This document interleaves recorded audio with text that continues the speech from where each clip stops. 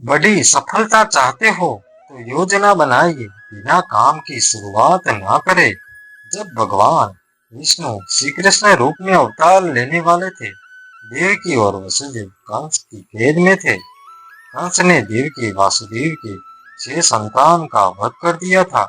7वीं संतान के रूप में बलराम देवकी के गर्भ में आया हुआ तो भगवान विष्णु ने योग माया से कहा था कि आप इस 7वें संतान को देवकी के गर्भ से निकालकर वसुदेव जी की दूसरी पत्नी रोहिणी के गर्भ में स्थापित कर दो।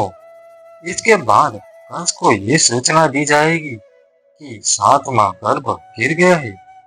योग माया ने ऐसा ही किया।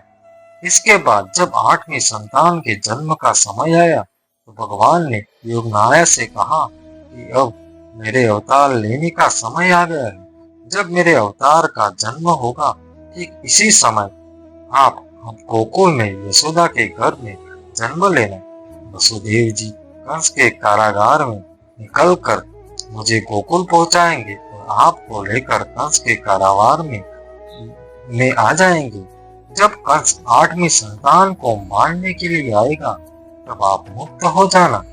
भगवान ने जो योजना बनाई थी, इसी के अनुसार कृष्ण का अवतार हो गया। इस कथा में भगवान ने संदेश दिया है, जब भी कोई काम करना है तो इसकी योजना जरूर बनाइए। योजना अच्छी होगी तो सफलता जरूर मिलेगी। ऐसा काम न करो जिनकी वजह से गलत लोगों की ताकत बढ़ती है।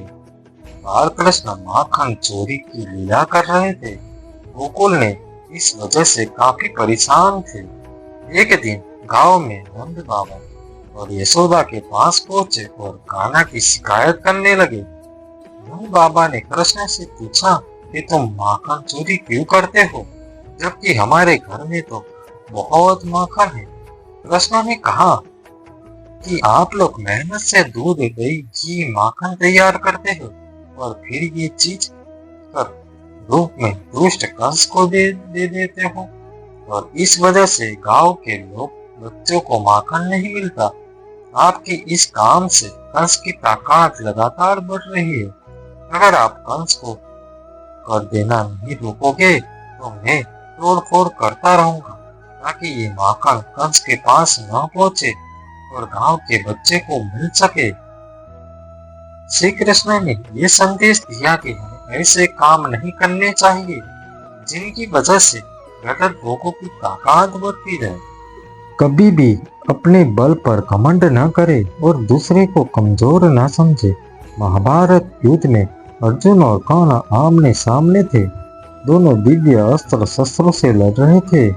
जब अर्जुन की तीर के कर्ण के रथ में लग रहे थे तो कर्ण का रथ बहुत पीछे खिसकता रहता था। दूसरी ओर जब जब कर्ण के तीर के अर्जुन के रथ पे लगते तो इसका रथ थोड़ा सा ही पीछे खिसकता था। ये देखकर अर्जुन को घमंड हो गया। इसके बाणों में ज्यादा शक्ति है।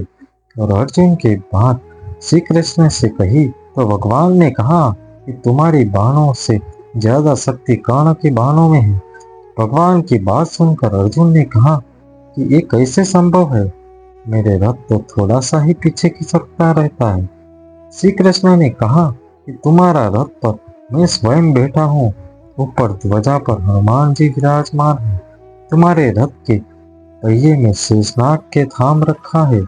इतना होने के बाद भी कर्ण के बाण के ये रथ पीछे खिसकता रहता है, तो ये मतलब हुआ कि इसके बाणों में ज्यादा शक्ति है। ये बात सुनकर अर्जुन अपनी गलती को एहसास हो गया और इसको घमंड टूट गया।